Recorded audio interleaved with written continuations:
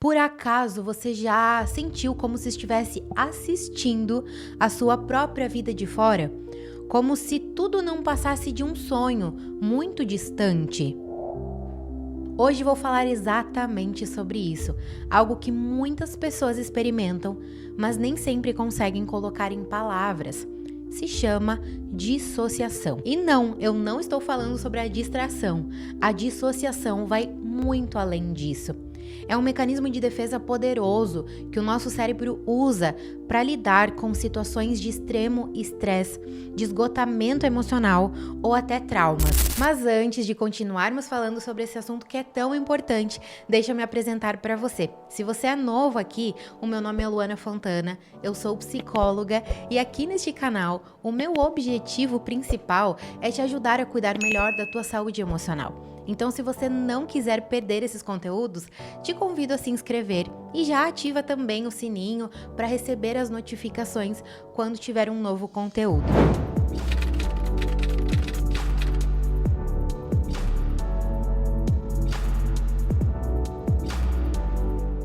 Eu sei que pode parecer estranho, mas na verdade a dissociação é uma maneira que o teu cérebro utiliza para te ajudar a sobreviver. É o jeito que o teu cérebro encontrou para te ajudar a lidar com as dores que naquele momento seriam insuportáveis. É como se o cérebro dissesse: isso aqui está muito difícil. Eu vou te levar para longe um pouquinho. Embora a dissociação seja um fenômeno presente em diversos transtornos, é muito comum nas pessoas que têm o transtorno de personalidade borderline. Então, em momentos de extrema vulnerabilidade emocional, como o medo de ser abandonado, de ser rejeitado, uma grande decepção, a dissociação ela funciona como um escudo psicológico. Para entender melhor, nós precisamos analisar melhor a raiz desse mecanismo. A dissociação geralmente surge em pessoas que cresceram em ambientes caóticos, estressantes e disfuncionais. Sabe quando tudo parecia estar tranquilo, mas de repente alguém chegava e batia forte na mesa, tinha um acesso de raiva, gritava, tumultuava aquele ambiente, ou até quando ninguém parecia se importar com você, quando suas necessidades emocionais eram ignoradas. Então, tudo parecia estar bem, mas na verdade por dentro tudo estava vazio. Ninguém te dava uma atenção de qualidade, ninguém te observava, ninguém te ouvia e ninguém reparava naquilo que você precisava. Muitas vezes você até tinha tudo, uma família, teto, escola, roupa, mas não tinha ninguém para se conectar verdadeiramente. São situações assim, de imprevisibilidade, de desconexão emocional, que ensinam o teu cérebro que é melhor se desligar do que sentir. Imagine um ambiente assim, é como andar em um campo de areia movediça. A cada passo que você dá, você não sabe se está seguro, se é perigoso, se pode acontecer alguma coisa. É imprevisível. Então, para proteger você dessa incerteza, o cérebro ativa automaticamente a dissociação. E uma vez que o cérebro aprendeu esse caminho, ele vai querer continuar recorrendo a ele, mesmo na fase adulta, quando aparentemente o perigo já passou. Agora que nós entendemos que a dissociação é um mecanismo de defesa do nosso cérebro, você também precisa entender que existem tipos de dissociação, mas fica tranquilo que eu vou te explicar. Então, a dissociação ela pode se manifestar de diversas formas e existem dois tipos mais comuns em pessoas que têm o transtorno de personalidade borderline. São dois. O primeiro é a despersonalização e o segundo é a desrealização. A despersonalização é a sensação de estar desconectado de si mesmo, como se você não fosse real, como se estivesse assistindo a sua própria vida, sem conseguir participar, como se fosse só um espectador. Algumas pessoas até descrevem como se elas se sentissem um robô, como se elas estivessem vivendo no automático. Às vezes, até se olhar no espelho parece estranho, parece que aquela pessoa no reflexo não é você, embora ao mesmo tempo você saiba que tem controle sobre aquela pessoa que você está vendo ali no espelho.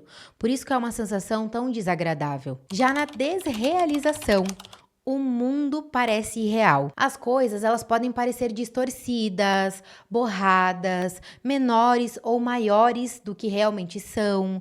Os sons podem ser muito altos ou até muito abafados. As cores podem parecer opacas ou até brilhantes demais.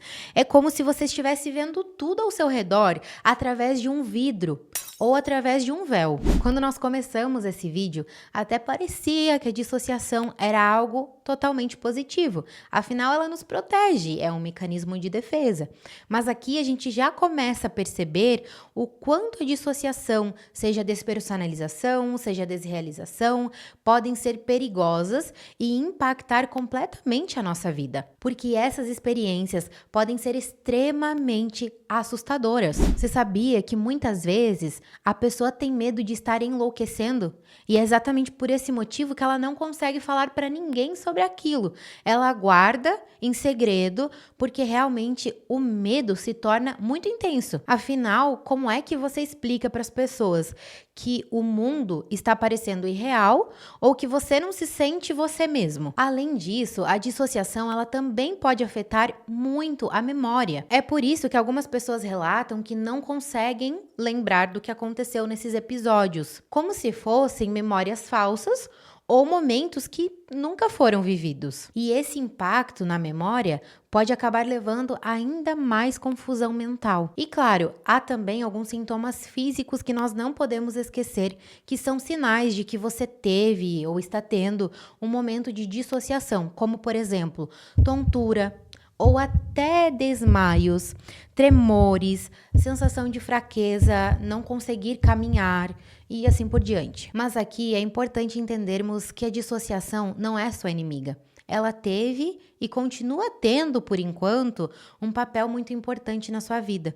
Ela é uma válvula de escape, é uma linha de defesa que o teu cérebro está usando para te proteger. A curto prazo, ela funciona como se fosse realmente um relaxante mental. Eu até gosto de dar um exemplo, não sei se isso já aconteceu com você, mas comigo já aconteceu algumas vezes, principalmente lá na infância, quando a gente ligava vários aparelhos eletrônicos nas tomadas de casa e acabava sobrecarregando o sistema ali de energia, caía para evitar ali um curto-circuito. Então o cérebro faz algo bem parecido.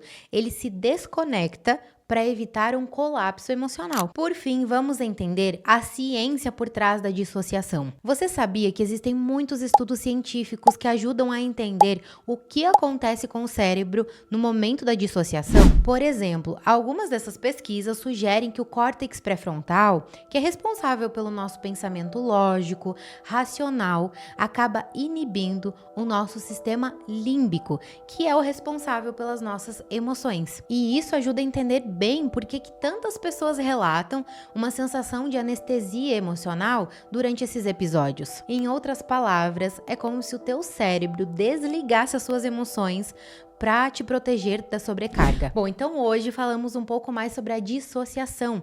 Entendemos o porquê ela acontece, de onde ela vem, principalmente para as pessoas que têm o transtorno de personalidade borderline. E nos próximos vídeos eu vou falar mais sobre esse assunto, como você pode lidar e superar a dissociação, encontrar outros caminhos para que o seu cérebro não precise mais recorrer a esse mecanismo de defesa. Se você não quiser perder, eu já te convido a se inscrever no canal. Inclusive, deixar aqui nos comentários se você já experimentou algum episódio de dissociação, como se sentiu, se conseguiu falar com alguém sobre isso e como lidou principalmente com esse mecanismo. Obrigada por assistir até aqui, é um prazer conversar com vocês e até logo!